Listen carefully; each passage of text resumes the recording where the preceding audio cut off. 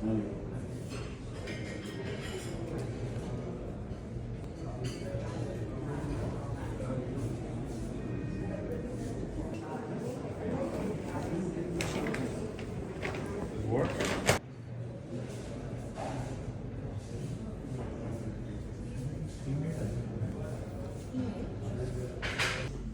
would now like to introduce our distinguished guests this evening. Dr. S. Jaishankar, Honorable Minister of External Affairs, Government of India. Mr. Amitabh Kant, G20 Shaper of India and former CEO Niti Aayog. Associate Professor Iqbal Singh Sevia, Director, Institute of South Asian Studies, National University of Singapore. Dr. Prajapati Trivedi, Commonwealth Secretary General's Special Envoy for SDG Implementation and Distinguished Professor, School of Public Policy and Governance, NDI. Mr. Vinod Rai, Distinguished Visiting Senior Research Fellow, Institute of South Asian Studies, National University of Singapore, and the editor of the book. And Mr. Kapish Mehra, Managing Director, Rupa Publications India. I would now like to invite Mr. Kapish Mehra, Managing Director, Rupa Publications India, for the publisher's address.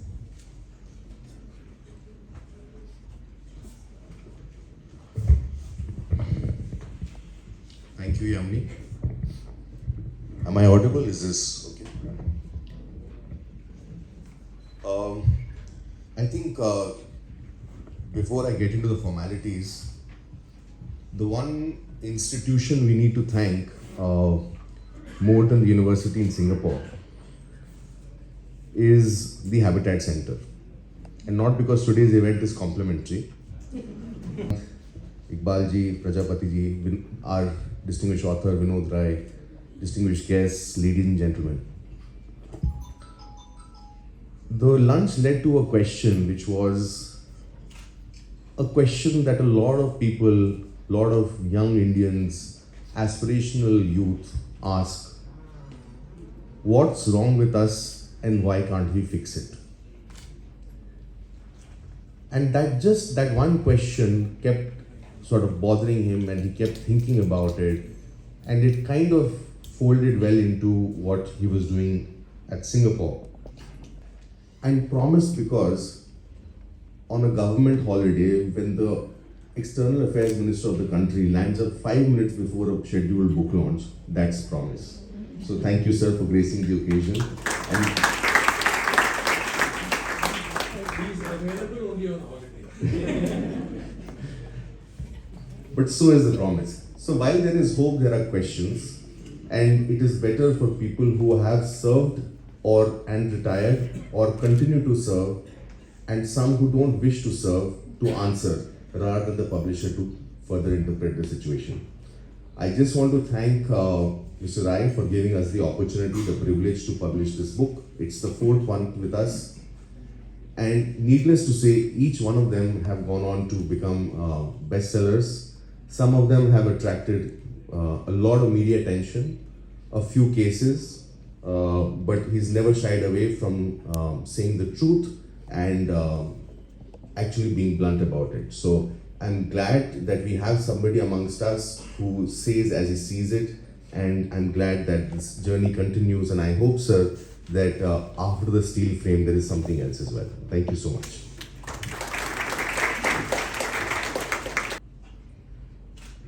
Dr. S. Jaishankar, Minister of External Affairs, Mr. Amitabh Kant, Sherpa of India and former Chief Executive Officer Niti Aayog, Mr. Vinod Rai, Distinguished Visiting Research Fellow at the Institute of South Asian Studies at the National University of Singapore, Dr. Prajapati Trivedi, Commonwealth Secretary General's Special Envoy on SDG Implementation, and Distinguished Professor, School of Public Policy and Governance, Management Development Institute, India, Mr. Kapish Mehra, Managing Director, Rupa Publications, distinguished guests, ladies and gentlemen.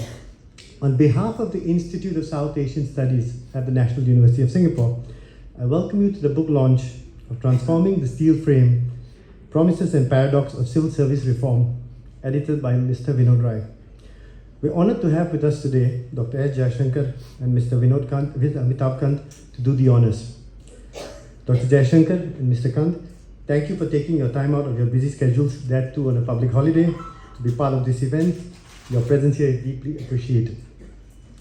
7. The Civil Services of India has been charged with facilitating good governance and enabling the development of the country. The civil service is conceived as a continuous element in all administrations that functions with impartiality and a sense of permanence. Effectively, the Indian bureaucracy was modeled to play the role of a permanent steel framework which actualizes policy decisions. In a country as richly diverse as India, and one which has a federal structure, the civil service was also seen as a means of strengthening cohesion and national unity. To reflect on the strengths and weaknesses of the Indian civil services, areas they need to reform, and mechanisms to which these improvements can be made.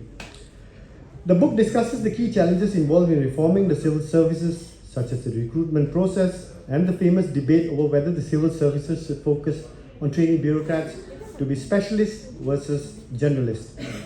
It also looks at issues such as aptitude assessments for promotions to ensure optimal efficiency across the services, and dealing with corruption and accountability, among others. The bureaucracy in India comprises some of India's most talented, and their contributions are essential to the country's policy making and development. Thus, it is no surprise that discussions around the evolution of the civil services continue to be a critical part of public and policy discourse. It is in the light of this that this book, Transforming the Steel Frame, Promises and Paradox of Civil Services Reform, has been published, and I thank Mr. Rai and the group of esteemed contributors for putting the book together. At the Institute of South Asian Studies at the National University of Singapore, we seek to promote an understanding of developments in South Asia and to communicate knowledge and insights about it to academia, students, policymakers, the business community, and civil society in Singapore and beyond.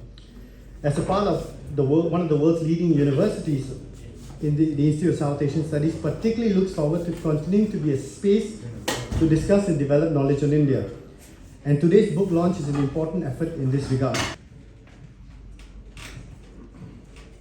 Thank you, sir. I would now like to invite Mr. Vinod Rai, Distinguished Visiting Research Fellow, ISAS, and the editor of the book, for his introductory remarks. Thank you, Yamini. Dr. Jayashankar,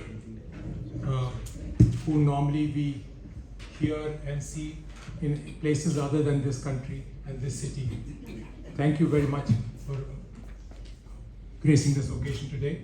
Mr. Amitabh Kant has just come back from Kumarakom after hosting a G20 meeting from there. Amitabh, lovely to see you here. Dr. Prajapati Trivedi, Dr. Iqbal Sevia, Kapish, distinguished friends.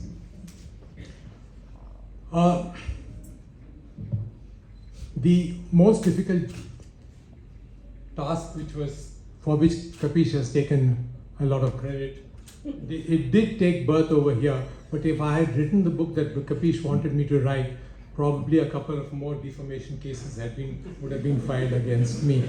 So I thought better of him, because first thing he makes you do is sign the thing saying that legally the publisher will not be held responsible for anything that is contained in the book.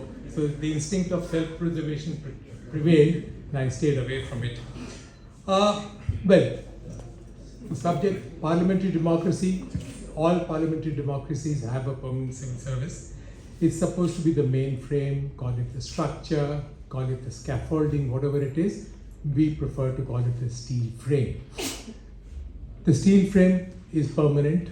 Governments come, governments kind of, the flavor, the complexion of governments, its pigmentation changes from time to time, but the civil service stays on. But over a period of time, the steel frame begins to at times sag, at times corrode, and then there is need for further strengthening that steel frame. Administration over years is becoming far more complex, and you need to reskill the people who constitute that steel frame.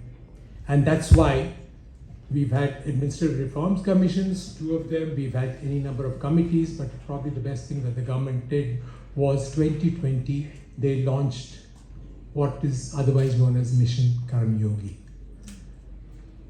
Mission Karmyogi, if I could give you some idea about what was it engages to prepare Indian civil service for the future by making them more creative, constructive, imaginative, innovative, proactive, professional, progressive, transparent, and technology enabled, which lots of us, especially even me, till the time I retired, I didn't know how to type. We always had assistants, so we managed without typing. Now, it is recognized and all over that the bureaucracy needs to be in some ways provided with an administrative capacity which will deal with the times. So we in ISAS, Iqbal, myself and all of us, and my colleague Amit is also here today, we started thinking about this mission that the government had launched and thought that we must perform some role in it also. So we began to analyze why this so-called steel frame today is more reviled, and even if it gets any accolades, it's very cautious kind of accolades that it receives. Why is it that a steel frame which was so celebrated once upon a time has now become either laggard or laid back in some ways? When we did research, we found some descriptions of what you can call a civil service. And one which I'd like to read is by a professor or an author called Frank Herbert. Frank has written a science fiction book, series of books he's written. Heretics of Dune is one, in which he describes the bureaucracy, and this is global. He says, bureaucracy destroys initiative. There is little that bureaucrats hate more than innovation, especially innovations that produce better results than the old routines. And Mission Karmyogi talks about innovation. Bureaucrats are, and this is what he goes on to say, bureaucrats are rigid, negative, close-minded, unresponsive, working to a fixed routine without exercising intelligent judgment.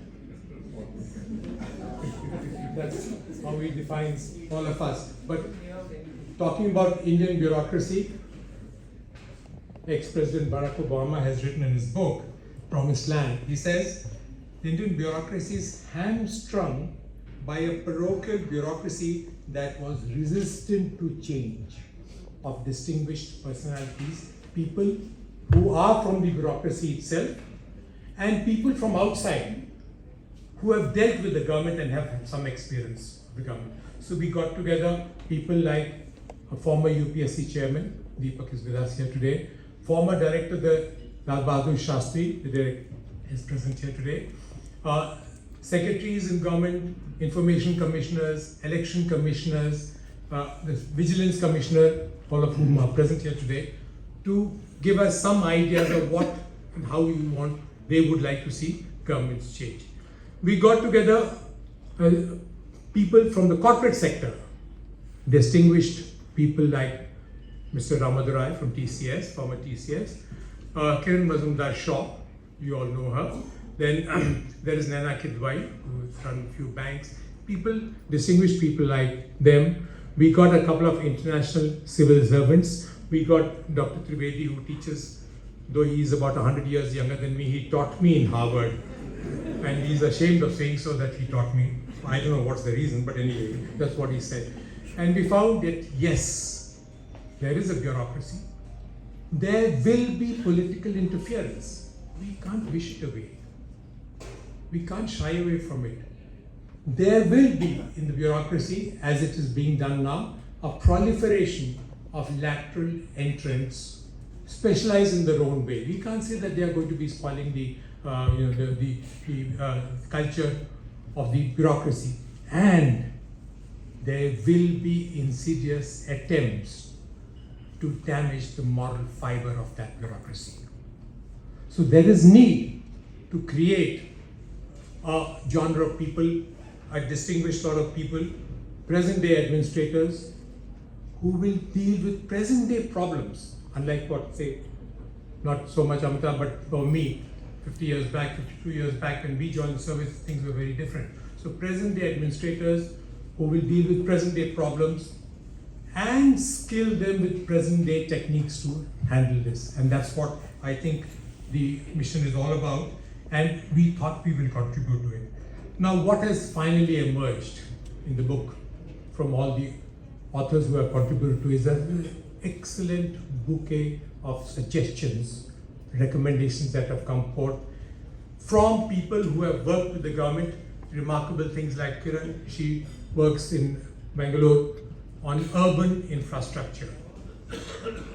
Naina Kidwai, her team works in Jharkhand on rural issues, and water supply, sanitation, etc. is all that we deal with. We have a distinguished journalist with us, Shubhamoy.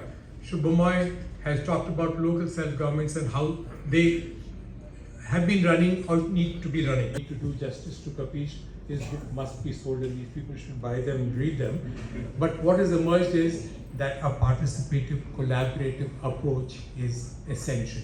Today's citizen, today's young man is very much more discerning. He is very much more demanding. He wants to participate in administration, and he has the skill sets to collaborate and produce more productive, better results in governance. So, but main thing is that the core strength of the bureaucracy, the civil service or the setup in government will have to be integrity. Ethical governance is an edifice on which only any sustainable economic development over a long period of time can take place. And that ethical element in the civil service is something which we did not join the civil service merely for a career. You are joining it to render service. And that service element is something which cannot allow you to stray away from the path. And that's why I called it service that we render. And that is the role that needs to be emphasized, that from day one, it has to be instilled into the DNA of the young person who is joining the service. Now, I don't want to say too much on this, but on responsive administration, I will end by giving an example. This was rediscover it, but Amitabh, thank you very much for being here with us today. I need to thank the Institute of South Asian Studies also. Professor Antayong, who is the chairman of the institute, is not here today, but we conceptualized the idea and he gave support in saying that yes, we need to come out with this kind of a thing, which hopefully, and my batchmates are here, we are traveling to Missouri tomorrow for Golden Jubilee celebrations. Hopefully, this book will be presented to the Academy also, for whatever it will be worth. And then I thank, of course, Kapish and Yamini. Kapish is the headmaster, he's the principal and Yamini is the headmaster. And they've got a couple of other teachers, Vasundhara, Ketu and all those people are here, who fix timelines, and they've always treated me like one of those straggling youngsters who sits in the last bench and says, "Kya ho gaya? Ek hafte pehle aapko lana tha." And you write and take something to them and say, "Is this what you've written? This reads like a noting on a file, on a government file." Then you go back and start again, all over again. So it has been wonderful working with Kapish and his team. I need, of course, to thank my family and my wife also, who allowed me to sit before a desktop and keep punching away. Though I have this lurking suspicion that she'd rather see me there so that she can spend more time on the golf course. And she doesn't play golf too often. It's only about 8 days in the week that she plays. So it has been a wonderful effort from the Institute, from all the contributors to whom I owe thanks for this book. What's the worth? You will decide. So I present you this book for a good read. Thank you very much. Jai Shankar, Mr. Vinod Rai, Mr. Amitabh Kant, Professor Iqbal, Mr. Kapish Mehra, ladies and gentlemen. It's truly a pleasure, and after what Mr. Vinod Rai has said that I taught him, I am speechless. There are many others here, and so I need to justify what that statement meant. When I started teaching, most of my students were older than me. And in fact, my teacher at St. Stephen's was also my student, who shall remain unnamed. And it was a major challenge because these were wise people who had made it to the IAS, were doing well, and they were sitting there, and I, as a young person, had to deal with all that. So you may be wondering, so what does an economist have to do with administrative reform? That's the next logical question. So let me tell you how this goes. There is a story about economics some of you might have heard, so I apologize for that, and that goes something like this. They said that economics is like looking for a black cat in a dark room. Within economics, I have actually written a textbook on economic theory, and that, they say, is like a blind man looking for a black cat in a dark room. Within economic theory, some of my friends, my class fellows are here, will testify that I specialize in econometrics, which is like a blind man looking for a black cat in a dark room when the cat is not even there. But believe it or not, they asked me to join the government, and I was made Secretary of Performance Management, and that people found very hard to believe, and I had to explain that. I had run out of explanation. So then I said, that's a blind man looking for a black cat, and the cat is not even there, and he keeps saying, I've got it, I've got it. So I'm very good at claiming that, I know the answers, I got it, and that's how you survive when you are very wise and people who are, Sanjeev Mishra was there, so you can imagine Mr. Amitabh Kant would remember from St. Stephen's, he was our teacher. So here I am, I have written a chapter, and my task is to really summarize that chapter. That chapter, if those of you who have glanced or would like to glance, really deals with results orientation in the government. And to me, that, I've spent all my life, and I continue to do teaching, preaching, only because I believe the answer lies in results orientation. You have to know what you need from the government. You have to know what you need from the steel frame. Maybe a plastic frame is good enough. But if we don't know what we need from the government, if we don't have clarity of expectations, like in Alice in Wonderland, then any road will lead you there. So you can do any kind of reform you want, since you don't know where you're going. So clarifying what is expected, where you're headed, then everything starts to fall in place. To me, it is, I have also taught at the academy in the foundation course, a full course in Missouri. I found them to be the brightest people. Some of them, not some, I think most of them were smarter than people at Harvard, my students there. Blame, and with due apologies to Deepak Gupta is sitting here, and he disagrees actually in his chapter. But I believe that's really not, we are selecting, we are not building rockets and sending people on the moon in civil service, so you don't need that kind of people. What we are getting is good enough. People is not an issue, in my personal opinion. It is the system, and it's not my view. Peter Drucker, who's a very famous management scientist, has said that 80% of the outcome of any organization depends on the quality of system, and only 20% on the people. And he further goes on, and it's not my view, all management experts tend to agree, that out of that 20% share of the people, 80% is attributable to leadership. So all you need is a good leader and a great system. You can do miracles. After all, Ashoka the Great, Alexander the Great, they had great systems, great leaders. Do you remember the names of the rank and file? I don't. So rank and file rises up to the occasion. That has been my experience. I worked for World Bank for many years, and when I used to go to countries and the ministers would get very upset, they said, Prof, each time you come here, you ask for our brightest people, and how are we supposed to do our work when you take away our good people? So I changed my strategy. I used to go to countries, meet the Minister of Finance and say, Your Excellency, can you give me your worst people? which will not cause you any harm. And they turned out to be some of the best people. You treat them with love, affection, you put them in a system, you tell them what the benefits and costs of your action, non-actions are. They rise up to the occasion and deliver. So I have yet to find really people. I mean, look at ourselves. I'm a mediocre Indian. I went abroad. I did well, not because of my ability, it's because of the system. So my chapter deals with efforts of the government of India in trying to develop a results-oriented system. I grant, but it's not impossible. Agriculture is very unique. The whole India depends on agriculture. What do you mean performance of agriculture? You can't evaluate it. It's like performance of God. I'm God. I am water. I am health. I am this.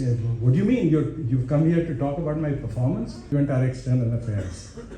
They say that, what do you mean, our performance? We save the blue whale and we do things, and you can measure those things? Impossible. So that's the limit. Everybody, including the Prime Minister of Bhutan, says that the last ministry to fall in place was Ministry of External Affairs, because it's so hard to define their performance, but not impossible. So let me just summarize and end, because one of the perils of inviting a teacher is just that, no class is 10 minutes. I mean, it has to be a longer class. But if you want a class of 10 minutes, it just is a reflection on what sort of teacher you think I am. But nonetheless, I'll say this. The central challenge, now that I have worked across the globe on these things, problems pretty much, if you close your eyes, you think bureaucrats in all countries are conspiring to tell you the same story. It's so transcendental. We think we are unique. But you go to a small country, which is Tuvalu, 10,000 people only. It's a Commonwealth island state. Or Kiribati, or any of these countries. They'll tell you the same problems. So the problem is, essentially, I'll tell you the most important problem and the most important solution, and not bore you with the rest. The most important problem that they say is, sir, we have multiple principles with multiple objectives, and hence we don't know what is expected from them. What happened? The members of the commission say, my God, we will not wait for the report to be completed. We will issue an interim report asking the government to have a performance-related incentive scheme. So this is a challenge in the government, but a completely doable challenge. And unless we solve this, we'll have a situation that three people looking at the government come to three different conclusions, same department. It's like, just imagine you go to a hospital with a sick patient. I mean, the department is a sick patient, and three doctors come, and one says he's got malaria, he's got diphtheria, he's got cancer or something. And they start giving medicines. What will happen to the patient? Whatever life was there is not likely to remain if you give so much medicine. So I think our challenge in the country is, and that's what I argue in my chapter, that we must be clear what we expect and then talk about the medicine we need to give. And there are many medicines that are available, but we should not give medicine just because it happens to be part of our toolkit.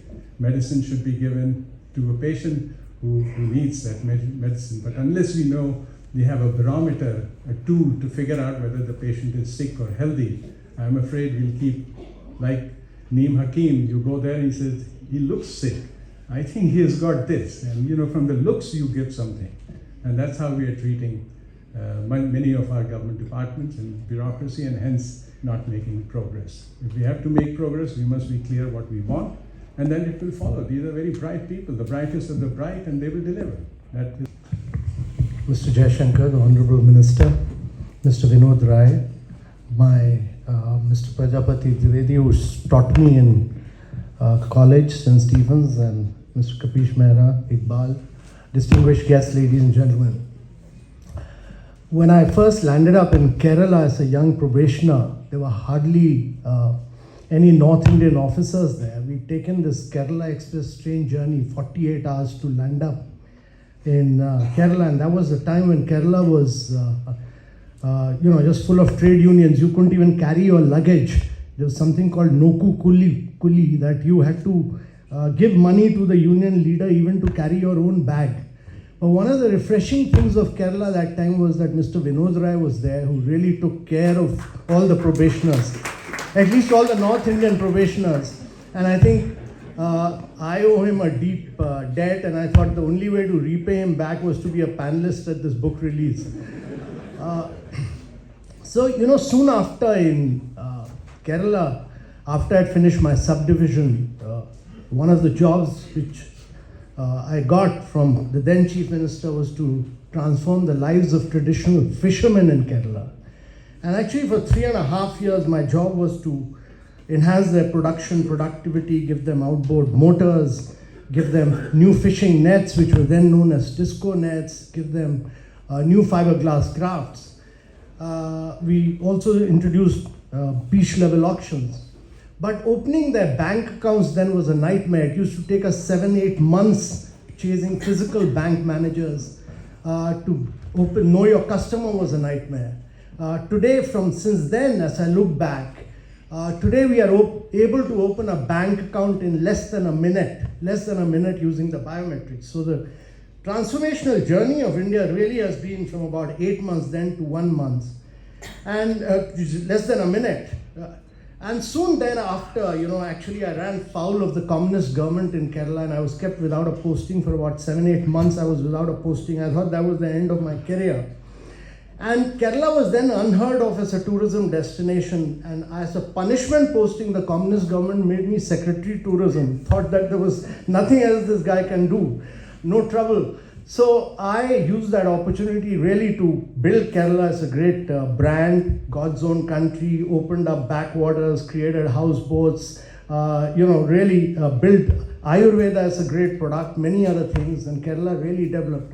So my experience, as I go back and I look back a little bit, when this government came here, I was Secretary DIPP, and the first presentation that I made to Mr. Modi, India at that time was 142 in ease of doing business with the World Bank. The first instruction I got was that scrap all these rules, regulations and procedures, and we went about it very systematically. And we, from 79 positions we jumped up in the next 3 years simply because we cleaned up all the rules, regulation and digitized everything. And our basic belief was that India has made itself very difficult, very complex, very tough for private sector to do business in, and therefore we were able to do many things. And in my last job as Niti Ayog, one of the things which we did, transformational jobs which we did, was the aspirational district program, which was about transforming lives of citizens in 112 of the most backward districts of India. But the Prime Minister never called them backward, he called them the aspirational districts. And this was about getting real-time data from the districts on 49 outcomes, putting this data on a regular basis, month by month, on a delta, that is how the districts have transformed based on the previous month's performance, and ranking them and naming and shaming them and putting this performance out in public domain. So many districts radically improved on all these indicators, and actually all 112 districts improved simply because there were outcomes, there was ranking, there was good performance was rewarded, there was naming and shaming, all through. And therefore my belief is that what the administrative service provides to transform India, no other service ever provides, no other place you will get this opportunity to transform India like this service does. Also, my belief is that the next 75 years will be very different from the past 75 years of what we've been through. And therefore, the civil service has to be geared for another era, totally another era, which to my mind will be an era of, we need to focus on very clear outcomes. We need to focus a lot on data. Data for development will really be the key. We need to focus on digitization, where India has made remarkable progress. I mean, what India has done is simply astounding in the field of digitization. I mean, we do 11x more payment than America or US, what US and Europe do. We do 4x more fast payments than what China does. We do about 42% of the real-time fast payments in the world today. Look at what Diksha, Swam, all these education thing we could do, 2.5 billion COVID vaccinations during the COVID period. So what India has achieved has been truly remarkable. And I think a lot of credit should really go to the administration to hold India together, to be able to do elections and keep India as a great democracy throughout, and to do transformational work during a major pandemic like the COVID. Having said that, I must also say that there's a lot which needs to be done, particularly in the social sectors of education, health, nutrition, because my belief is that it will be very difficult for India to grow at rapid rates of 8 to 9% per annum, which is really the challenge of the next 3 decades, that India needs to accelerate the pace of its growth. Other countries like Korea, South Korea, China, Taiwan, Singapore, all have achieved these rates of growth for 3-decade period. And that's what India has grown at those rates, but for a very brief period. And if India needs to grow at those rates, the bureaucracy which has been constrained by vast rules and regulations must be the key agent of change, of doing away with these rules, regulations and procedures, and ensure that there is no form which is more than 5 to 6 columns, must ensure that there are no laws which are more than 2 pages, must ensure that there are no regulations which are more than 1 page, and that is simply, and ensure that no citizen of this country gets in touch physically with any government officer. It's all a digital touch which will enable India to grow. It must also ensure that government gets out of business. We are too possessive about continuing to hold on to our public sector. The bureaucracy must ensure that its job is to be a facilitator, a catalyst, and to be a driver of growth. And the private sector must be the agent of creating wealth. And therefore, my belief always has been that this is the revolution which Indian bureaucracy must bring in and drive India to a high trajectory growth for the next 3 to 4 decades. And this would require a completely new mindset, which will be focused on outcomes, which will be focused on data, which will be focused on putting all these rankings of states. We are a very large country. It's necessary that the bureaucracy becomes a key agent of both growth and change in India. Thank you very much, ladies.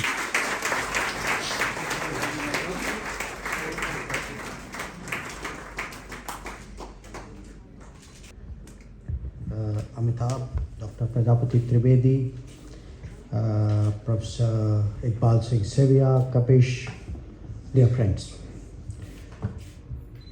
I was genuinely interested in coming to the event today because if I were to look at a possible next career, my ambition would be to teach comparative bureaucracy.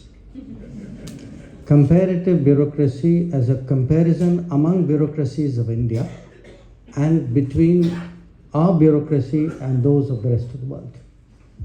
So I actually flipped through that book. I was fortunate enough to get an advance copy with a certain degree of interest. So today, the remarks that I would make in a way is a kind of outsider, insider, outsider view of bureaucracy.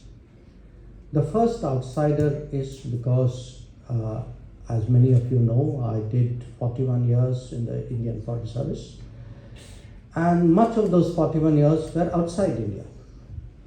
And because they were outside India, there was a certain objectivity and detachment with which I looked at my own system. I was also conscious that the Foreign Service is a very different, I think Dr. Trivedi said every secretary says they are unique. Actually, some services also say they are unique. And it was unique because it's a service which has very little support system when you go out. You are in a foreign environment. You pretty much have to make up things as you go along, and it doesn't have the same structures below it which domestic bureaucracies have. So, looking from a foreign service perspective at the workings of our bureaucracy and then often comparing it with other bureaucracies was itself a learning, and that's the first outsider part which I mentioned. But at the same time, I'm very frankly a very deep insider. I'm an insider partly because I've done 4 postings in the Secretariat. I'm an insider because I'm the son and a brother and a nephew of an IAS officer, a grandson of an accounts officer. I have relatives in pretty much every government service ranging from railways to education in this country. So even the manner of our growing up in many ways was very much an insider's household, you can say, of a bureaucracy. But then again, 4 years ago, I became an outsider. I became an outsider first by moving into the corporate world, and now by being a politician which I know is not necessarily the best liked profession among bureaucrats. So as you can see, I mean, my own ups and downs have allowed me to get a very I would say insightful view of bureaucracy from different vantage points, and that's what I would like to talk about. Now, if I were to put this in the context of history, comparative, international relations in a way, that's where I'm coming from. Every major reform in the modern era of a big nation has seen a reform of the bureaucracy. I mean, the classic case to me is that of Japan, when the Meiji Restoration happened. But if you look at how East Asia grew, Southeast Asia grew, China grew, I mean, a lot of Lee Kuan Yew's Singapore story is actually about bureaucracy. That how does he invent a bureaucracy to take Singapore forward, breaking from the traditions that he had inherited. And I mention this today because, when after 40 years of independence, we discovered, I think all realized that our economic model had run out of steam. It's a very polite way of putting it. And we had then what we call an era of reform, starting in the early 90s. But when we conceptualized reform, we largely saw reform in a very, very limited economic way. It had certainly political and other consequences. It had foreign policy consequences.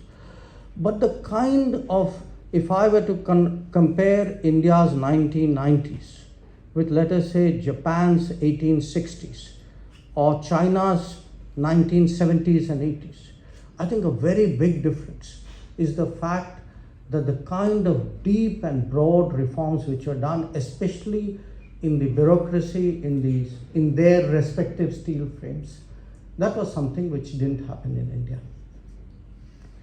And it is very consequential because today the compulsion on a democracy to deliver is so deep that by simply posting high growth rates as we did for many years after the 1990s, we did not necessarily have the kind of impact on the ground that we should have, we could have. And in my view, and this is a very separate, it's a very different discussion, in my view there were also a lot of national security consequences of the fact that many of the deep strengths and the delivery capabilities we should have had, including, as an example, the neglect of the border infrastructure, these are today actually costing us very heavily. Now, in the period that has passed, democracy has evolved with the needs of the day. What we inherited as essentially a regulatory democracy became very early on a development democracy. In the 50s, 60s, many of you have, 70s, have much deeper experience. I only saw it as a kid with my father when he was in charge of community development in the early years of his service. But today, the need to be a welfare bureaucracy, a tech-centric bureaucracy, and a promotional bureaucracy, I think these are today the transitions that we need to make. And in many ways, those compulsions are what is driving the mission Karma Yogi, which Mr. Vinod Rai spoke about. He used a certain number of adjectives, it is there in his book. I would use 4 adjectives to describe mission Karma Yogi. 1, to make the bureaucracy more contemporary. 2, to make it more tech-enabled. 3, to make it more rooted, and 4, to make it more innovative. And if we actually succeed in these 4, we would have pretty much defeated the very, I would say, a pessimistic description of bureaucracy of Frank Herbert, which Mr. Vinod Rai read out to all of you. Now, Mission Karmyogi has had different aspects of many of us who are in the government have felt its impact. We see it on training, we see it on the way we evaluate our officers and our personnel. We see it in the targets that are set, in the manner of the speed, the integration, the manner in which bureaucracy works. But I would like to draw attention to the fact that we actually have something called the Capacity Building Commission. The very same bureaucracy which is usually beaten upon by everybody outside and sometimes even inside, that bureaucracy must have the ability to aspire, to plan, to design, and obviously to deliver. Now, many of the issues raised in the book, from what I could see from a rapid flip through, these are the natural subjects when we discuss the reform of bureaucracy. And of course, foremost among them is this generalist specialist debate. And I would say the mainstream thinking today, at least at the top echelons of the government, is we need a sort of a T-shaped model where there's a broad lateral awareness of everything in the domain, but within that awareness, some deep specializations, so that the generalist and the specialist are not a binary choice. They coexist in the shape of a T. The complexity of these times also require this kind of simultaneous a wider awareness as well as a deeper knowledge. And I would say even within specializations, actually which I can tell you happens, for example, in a ministry like the Foreign Ministry, even within a specialization, the natural push is then to have a super specialization, which is within the domain carve out a further set of focus areas. Now, it's also true that we have at the upper level certainly a much more generalized bureaucracy than perhaps the challenges of the times demand. And this is again not rocket science. I mean, it is something which is a subject of active discussion. Should we actually, on the basis of experience, should we stream out people into clusters? I mean, is there a case really for people to rotate among, let us say, national security related ministries? Is there a case to do that with the economic commercial ministries? Is there a case to do that with technology or with education and culture? So this, I think, is one debate. It is important to continue debating it, but it is also important to act on it. And I think to a great degree, from what I can see within the government, a lot of it is changing in that regard. The second debate, of course, is the lateral entrance debate. And of course, this is a classic case of where you stand depends on where you sit. So I would say there's still a lot of hesitation on this issue. And it's not something I see as decisively settled on the basis of principle. I think there will be trials and errors. There will be people who will point out absolutely remarkable cases of lateral entrance. There will be people grumbling about saying, you can't have people at senior positions who don't know the basics of the business. So I think we'll have to go through that debate and then make it up as we go along. But related to that is actually a very different kind of, I would say, liberalization. And that is really whether, the government itself should open itself more to internships. That is it useful, is it necessary, is it helpful, not just for the state, but even for the society, to have younger people who work with the government at entry level, at different levels, legitimate demands and compulsions, and the idea that, in some way that their demands are an interference in the pristine working of bureaucracy. I think we need to put that idea behind us. The bureaucracy is as accountable as anybody else in a democracy for its working, and because there are many other domains, they will have their I would say, rub interface, sometimes even frictions with the bureaucracy. But here I did, it did occur to me, and I know today this is a practice which is being pursued within the government, which is to encourage even a short-term exposure to something outside the government. That if you have, I know some ministries have sent people, say to a company working in that area to understand really how is the business getting done. And I see value in it, because I see value in it.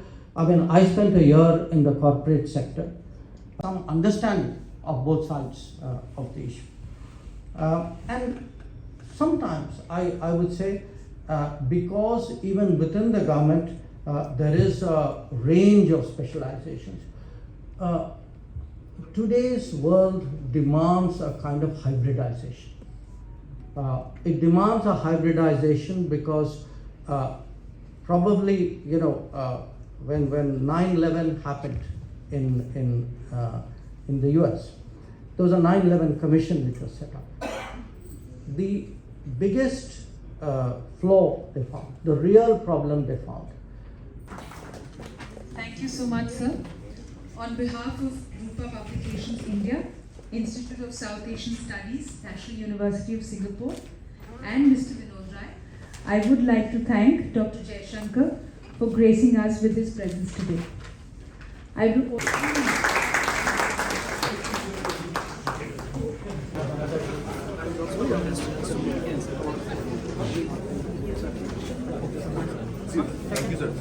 Bye-bye.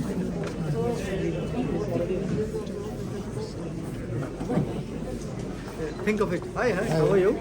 Long time? Keeping well? In June, is it?